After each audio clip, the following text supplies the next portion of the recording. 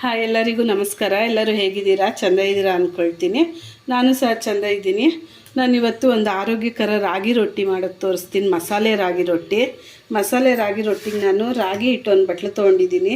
ಸ್ವಲ್ಪ ತೆಂಗಿನ ತುರಿ, ಸ್ವಲ್ಪ ಸೌತೆಕಾಯಿ ತುರಿ, ಸ್ವಲ್ಪ ಕ್ಯಾರೆಟ್ ತುರಿ, ಒಂದು ಸ್ವಲ್ಪ ಸಬ್ಬಕ್ಕಿ ಸೊಪ್ಪು, ಒಂದೆರಡು ಹಸಿಮೆಣ್ಸಿನ್ಕಾಯಿ, ಒಂದು ಸ್ವಲ್ಪ ಕರಿಬೇವು ಮತ್ತು ಒಂದು ಸ್ವಲ್ಪ ಈರುಳ್ಳಿ ಇವೆಲ್ಲ ಹಚ್ಚಿಟ್ಕೊಂಡಿದ್ದೀನಿ.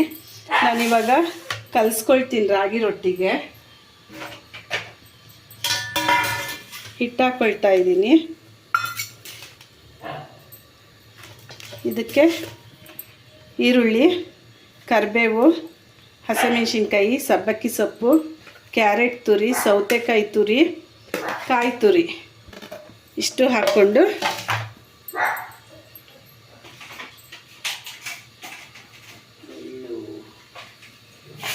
ಮತ್ತು ಸ್ವಲ್ಪ ಜೀರಿಗೆ, ಒಂದು ಚಿಕ್ಕ ಟೀ ಸ್ಪೂನಲ್ಲಿ ಜೀರಿಗೆ, ಎಳ್ಳು ನಾವು ಎಷ್ಟು ಹಾಕ್ಕೊಂಡು ಚೆಂದ ಇರುತ್ತೆ. ನಿಮ್ಗೆ ಎಷ್ಟು ಬೇಕೋ ಅಷ್ಟು ನೋಡಿ ಹಾಕ್ಕೊಳ್ಳಿ. ಇಷ್ಟ ಇದ್ದರೆ ಹಾಕ್ಕೊಳ್ಳಿ, ಇಲ್ಲಾಂದರೆ ಬೇಡ. ಎಳ್ಳು ಮತ್ತು ರುಚಿಗೆ ತಕ್ಕಷ್ಟು ಉಪ್ಪು ಹಾಕ್ತೀನಿ. ಒಂದು ಚೂರೇ ಎಣ್ಣೆ. ಈಗ ಇದನ್ನು ಫಸ್ಟ್ ಚೆಂದಾಗಿ ಮಿಕ್ಸ್ ಮಾಡ್ಕೊಬಿಡೋಣ. ಯಾಕಂದರೆ ನಾನು ಸೌತೆಕಾಯಿ, ಕ್ಯಾರೆಟ್, ಈರುಳ್ಳಿ ಎಲ್ಲ ತೊಗೊಂಡಿರೋದ್ರಿಂದ ಅದು ನೀರು ಬಿಟ್ಕೊಳ್ಳುತ್ತೆ ಸ್ವಲ್ಪ. ಅದಕ್ಕೆ ಫಸ್ಟ್ ಇದೆಲ್ಲ ಚೆಂದಾಗಿ ಮಿಕ್ಸ್ ಮಾಡಿಕೊಂಡು ಆಮೇಲೆ ನೀರು ಹಾಕಿ ಕಲಿಸ್ಕೊಳ್ಳೋಣ. ನಾನೀಗ ರಾಗಿ ಹಿಟ್ಟು ಕಲಿಸ್ಕೊಂಡು ಬಂದಿದ್ದೀನಿ. ಇಷ್ಟು ಸಾಫ್ಟಾಗಿರಲಿ. ಸ್ವಲ್ಪ ಗಟ್ಟಿಗೆ ಅಂತ ಅಂದರೆ ನಿಮಗೆ ಗಟ್ಟಿ ಬಂದುಬಿಡುತ್ತೆ ರೊಟ್ಟಿ. ಅದಕ್ಕೆ ಇಷ್ಟು ಸಾಫ್ಟಾಗಿದ್ದರೆ ನಿಮ್ಗೆ ಕರೆಕ್ಟಾಗಿ ಬರುತ್ತೆ. ಈಗ ಇದನ್ನು ನಾನು ಒತ್ಕೊಳ್ತೀನಿ. ನಾನಿಲ್ಲಿ ರೊಟ್ಟಿ ತಟ್ಟೋ ಪೇಪರ್ ತೊಗೊಂಡಿದ್ದೀನಿ. ನಿಮ್ಗೆ ಈ ಥರ ಪೇಪರ್ ಸಿಗಲಿಲ್ಲ ಅಂದರೆ ನೀವು ಬಾಳೆ ಎಲೆನಲ್ಲಿ ತಟ್ಕೊಳ್ಳಿ. ಆವಾಗ ತುಂಬ ತೆಳ್ಳಗೆ ಬರುತ್ತೆ ರೊಟ್ಟಿ.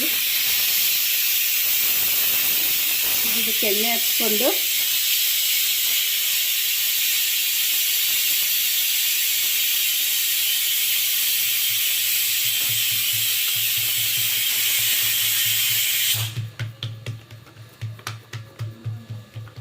ನಿಮ್ಗೆ ಎಷ್ಟು ತೆಳ್ಳಕ್ಕೆ ಬೇಕೋ ಅಷ್ಟು ತೆಳ್ಳಕ್ಕೆ, ಮತ್ತು ಎಷ್ಟು ಅಗಲ ಬೇಕೋ ಅಷ್ಟು ಅಗಲ. ತುಂಬ ಅಗಲ ಮಾಡ್ಕೊಬಿಟ್ರೆ ಸುತ್ತಲೂ ಬೇಯಲ್ಲ. ಮೀಡಿಯಮಲ್ಲಿ ಮಾಡ್ಕೊಳ್ಳಿ. ರಾಗಿ ರೊಟ್ಟಿ ಸ್ವಲ್ಪ ಬೇಯೋದು ಲೇಟು. ಚೆಂದಾಗಿ ಬೇಯಿಸ್ಕೊಳ್ಳಿ.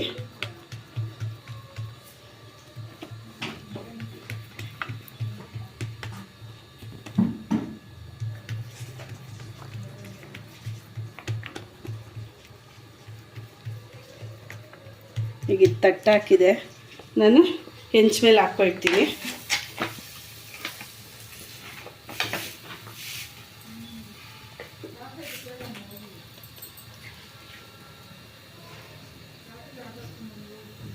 ಈಗ ಇದು ಹೆಂಚಿಗೆ ಬಿಟ್ಕೊಂಡು ಬಂದಿರುತ್ತೆ ನೋಡಿ, ಎಷ್ಟು ಕ್ಲೀನಾಗಿ ಬಿಟ್ಕೊಂಡು ಬಂದಿದೆ ಪೇಪರಿಂದ. ಈಗ ಇಲ್ಲಿ ಮೇಲೆ ಎಣ್ಣೆ ಹಾಕೋಣ.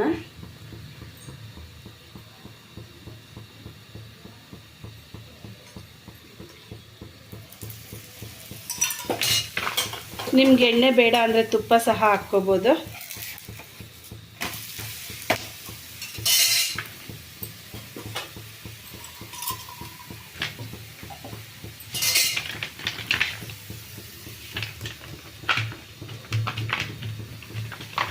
ನೀವು ಒಂದು ರೊಟ್ಟಿ ಆದಮೇಲೆ ಈ ಪೇಪರ್ಗೆ ನೀರು ಸವರ್ಕೊಳ್ಬೇಕು ಸಹ ತಟ್ಕೋಬೋದು. ನಾನು ಎಣ್ಣೆನೇ ಸವರ್ಕೊಂಡಿದ್ದೀನಿ ಸ್ವಲ್ಪ.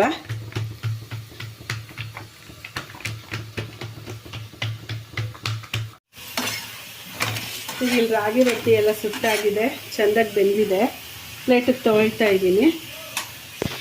ನೋಡಿ, ಇಲ್ಲಿ ನಾನು ಹೆಸರು ಕಾಳು ಮೊಟ್ಟೆ ಹಾಕಿ ಸಾರು ಮಾಡ್ಕೊಂಡಿದ್ದೆ, ಮತ್ತು ಇದು ಅಲಸಂದ್ರೆ ಕಾಳು ಎಲೆಕೋಸು ಹಾಕಿ ಪಲ್ಯ ಮಾಡ್ಕೊಂಡಿದ್ದೆ. ನೀವು ಇದನ್ನು ಹಾಗೆ ಸಹ ತಿನ್ಬೋದು. ಇದರಲ್ಲೇ ಮಸಾಲೆ ಎಲ್ಲ ಇರೋದ್ರಿಂದ ನಿಮ್ಗೇನು ಬೇಕನ್ಸಲ್ಲ. ಒಬ್ಬೊಬ್ಬರು ಒಂದೊಂದು ಇಷ್ಟಪಟ್ಟು ತಿಂತಾರೆ. ಕೆಲವರು ಉಪ್ಪಿನಕಾಯಲ್ಲಿ ತಿಂತಾರೆ, ಕೆಲವರು ಮೊಸರಲ್ಲಿ ತಿಂತಾರೆ, ಕೆಲವರು ಸಾರಲ್ಲಿ ತಿಂತಾರೆ. ನಾನು ಚಟ್ನಿ ಮಾಡಿದ್ದೀನಿ. ಇದ್ರ ಜೊತೆ ಚಟ್ನಿ ಇಟ್ಕೊಳ್ತೀನಿ. ತರ್ತೀನಿ ಚಟ್ನಿ, ಪಲ್ಯ ಇಟ್ಕೊಂಡಿದ್ದೀನಿ. ನಾನಿಲ್ಲಿ ಚಟ್ನಿ ಸಹ ಸ್ವಲ್ಪ ಇಟ್ಕೊಂಡಿದ್ದೀನಿ, ಪುದೀನ ಚಟ್ನಿ. ನಿಮ್ಮ ಇಷ್ಟ, ನೀವು ಯಾವುದ್ರಲ್ಲಿ ಬೇಕಾದ್ರೂ ತಿನ್ಬೋದು. ಇಲ್ಲಾಂದರೆ ಬರೀ ಮೊಸರಲ್ಲಿ ಸಹ ತಿನ್ಬೋದು. ಮಸಾಲೆ ಹಾಕಿರೋದ್ರಿಂದ ಅಷ್ಟು ರುಚಿ ಇರುತ್ತೆ. ನೋಡಿ ಎಷ್ಟು ತೆಳ್ಳಗೆ ಪೇಪರ್ ಬಂದಿದೆ ರೊಟ್ಟಿ. ತುಂಬ ಸಾಫ್ಟಾಗೂ ಇದೆ ನೋಡಿ, ಎಷ್ಟು ಚೆಂದಾಗಿ ಸಾಫ್ಟಾಗಿ ಬಂದಿದೆ. ನೀವು ಮನೆಯಲ್ಲಿ ಇದೇ ರೀತಿ ಮಾಡಿ ತಿಂದು ನೋಡಿ. ಹೇಗಿದೆ ಅಂತ ತಿಳಿಸಿ. ಆರೋಗ್ಯಕ್ಕೂ ಒಳ್ಳೆಯದು, ತುಂಬ ಸಾಫ್ಟಾಗಿದೆ. ನೀವು ಹಿಟ್ಟು ಸ್ವಲ್ಪ ತೆಳ್ಳಗೆ ಕಲಿಸ್ಕೊಂಡು ಮಾಡಿ, ಆವಾಗ ತುಂಬ ಸಾಫ್ಟಾಗಿ ಬರುತ್ತೆ, ತಿನ್ನೋಕ್ಕೂ ಸಹ ತುಂಬ ರುಚಿ ಇರುತ್ತೆ. ಇನ್ನು ಸ್ವಲ್ಪ ಖಾರ ಬೇಕು ಅನ್ನೋರು ಹಸಿಮೆಣ್ಸಿನ್ಕಾಯಿನ ಮಿಕ್ಸಿಗೆ ಹಾಕ್ಕೊಂಡು ಮಾಡ್ಕೊಳ್ಳಿ. ಖಾರ ತುಂಬ ತಿನ್ನೋರಿಗೆ ಅದಾಗುತ್ತೆ. ನಾನು ಬರೀ ಹಚ್ಚಾಕಿದ್ದೀನಿ ಖಾರ ಕಮ್ಮಿ ತಿನ್ನೋದ್ರಿಂದ. ಈಗ ಬಿಸಿ ಬಿಸಿ ಆರೋಗ್ಯಕರ ರಾಗಿ ರೊಟ್ಟಿ, ಮಸಾಲೆ ರಾಗಿ ರೊಟ್ಟಿ ರೆಡಿಯಾಗಿದೆ. ಮೊಟ್ಟೆ ಸಾರು, ಪಲ್ಯ, ಚಟ್ನಿ ಜೊತೆ